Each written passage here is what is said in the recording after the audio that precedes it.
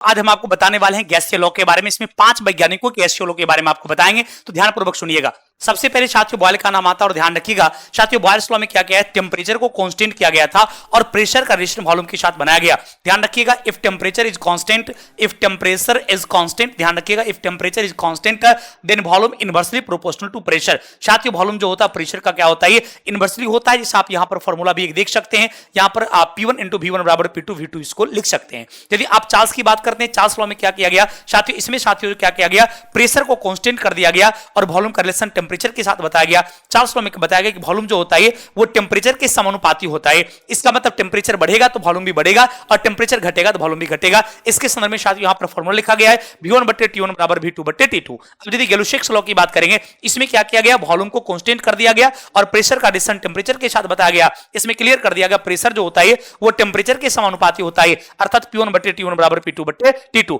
यदि आप Avogadro law की बात करते हैं, आप यदि एवोगाड्रो लॉ की बात करते हैं तो इसमें साथियों डायरेक्ट बताया गया PV बराबर nRT।